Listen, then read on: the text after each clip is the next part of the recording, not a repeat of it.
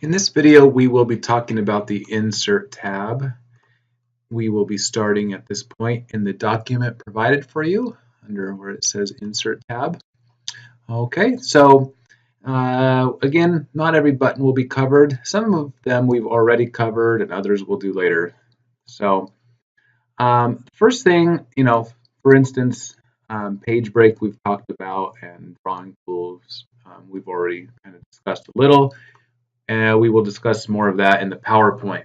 So let's start right here where it says inserting table.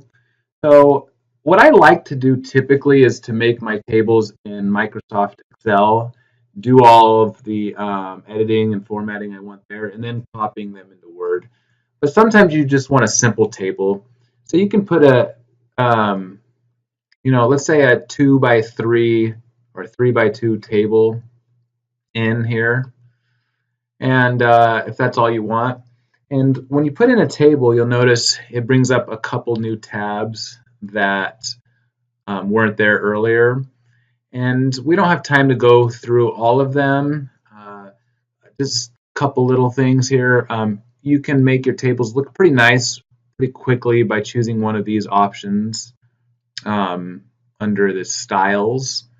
I probably need to add some more rows in here to see that. So you can always right click on a row and insert rows above or below, or insert a column. Let me do a couple more. Insert.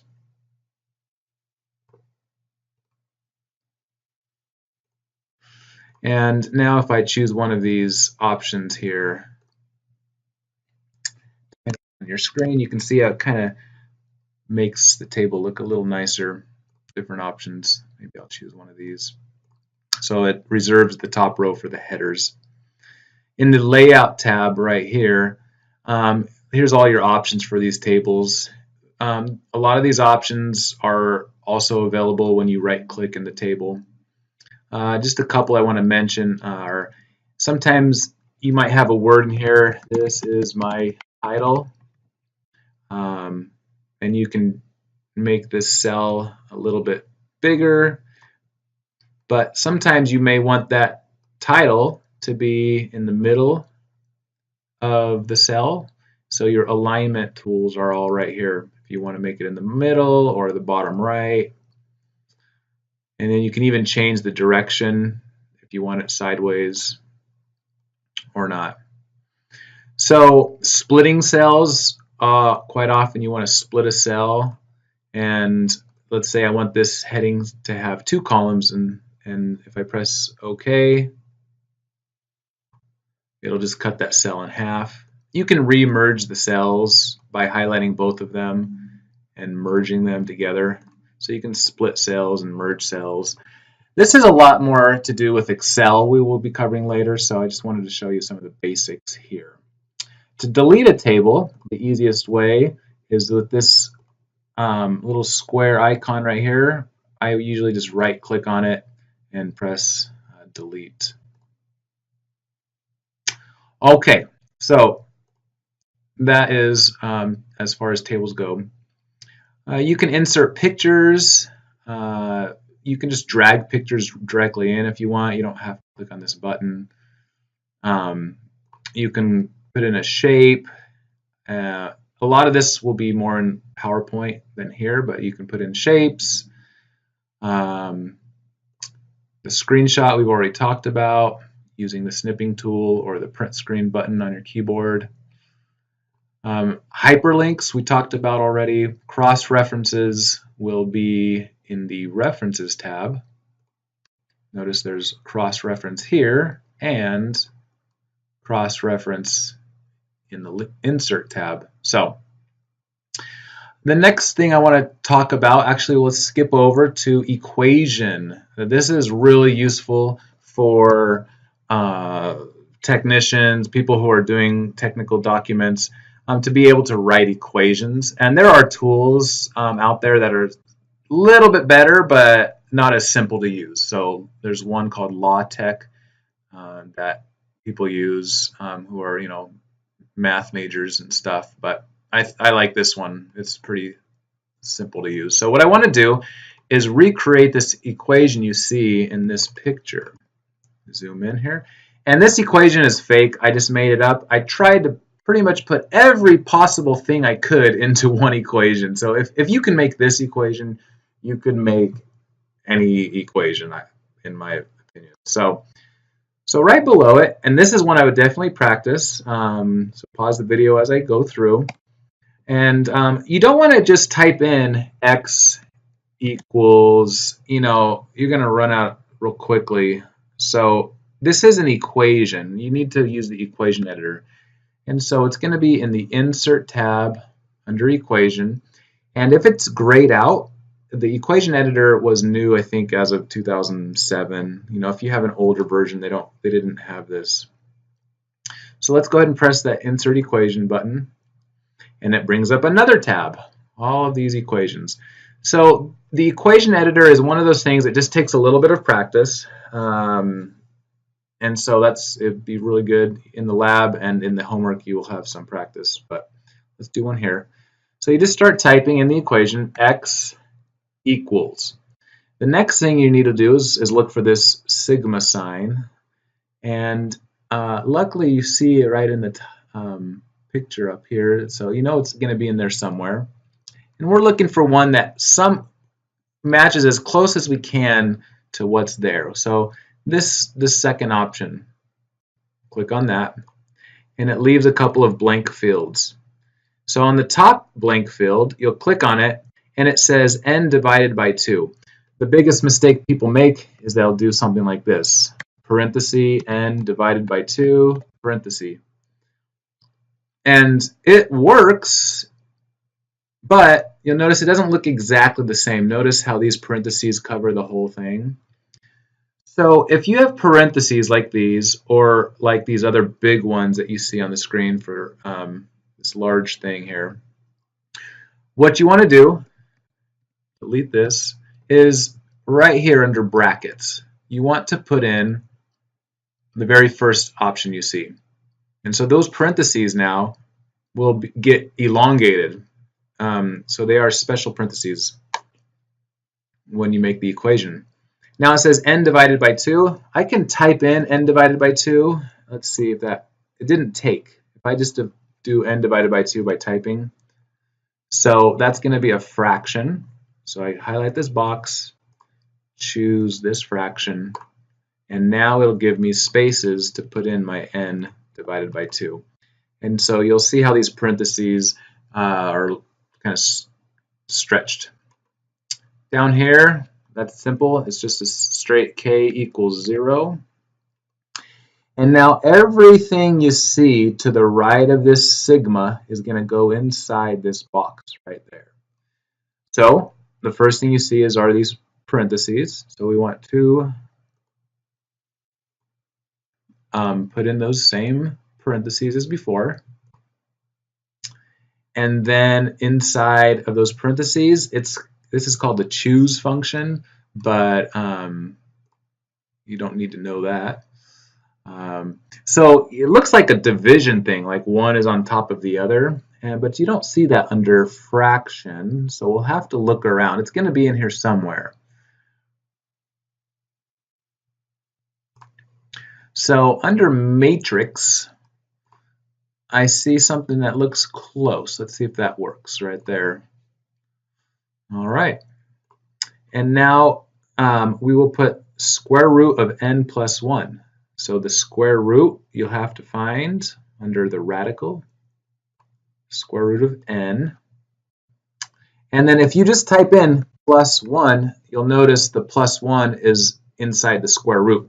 So you need to use your right arrow to get outside of that square root and then press plus 1. Okay, the next one is 2 times this symbol. I think it's the psi symbol. And so practicing with symbols, it's going to be somewhere under here in symbols. So if you get lucky, you'll find it under the first drop-down menu. And I don't see one that looks exactly like that. So you can choose Greek letters. Most likely it'll be in there.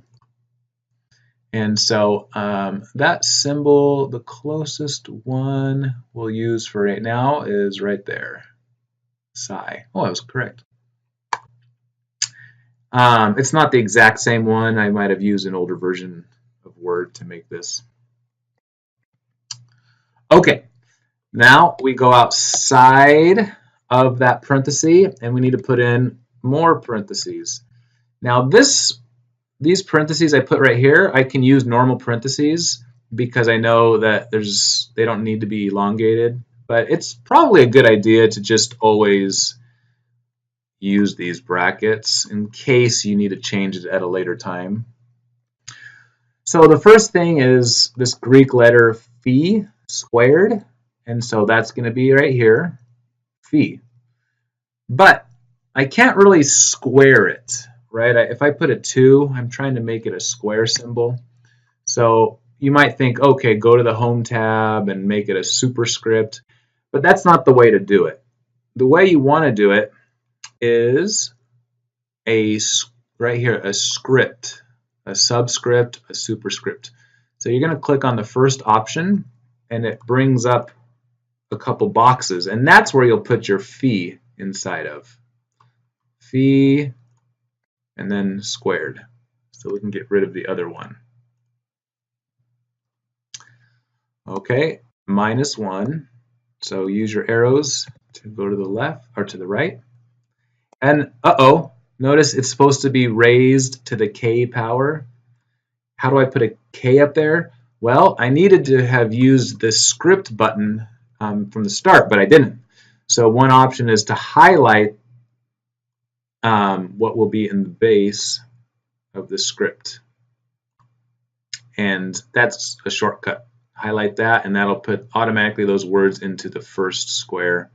And then the second square, you can just type a K. Notice all of the letters are already italicized, and that's kind of the default. So you don't have to make anything italicized. And then lastly, x to the n minus 2s. Okay. So again, if you notice there's going to be a exponent, you might as well start with a superscript. And then you just type in the letters, x n minus 2k. And that is it for the equation editor. If you can do that, you should be fine. All right. So the next thing I want to do is inside the Insert tab, something very important is the header and the footer section. Okay, so let's go ahead and click on header. Header. Now what I tell people is, I always, unless you know for sure you only want one thing in the header, I always choose the 3-column header to start. Okay, so what does that mean? So let's try that one. And what that does is every single page in your document will have something at the top of the page. Maybe it's the page number or the date or the title. So let's try, it doesn't matter which page you do this in, but let's type right in the middle, this is my title. Okay, so if you do that, that will appear at the top of every page. This is my title. This is my title. So that's what a header does. A header is basically, it's at the heading or at the top of every page in the document. Okay. Now, if that's all you wanted was that, then you can just click on this and press delete, click on this and press delete, and you're done. But we're not done. So there's a couple other things. What if you want the page number to appear?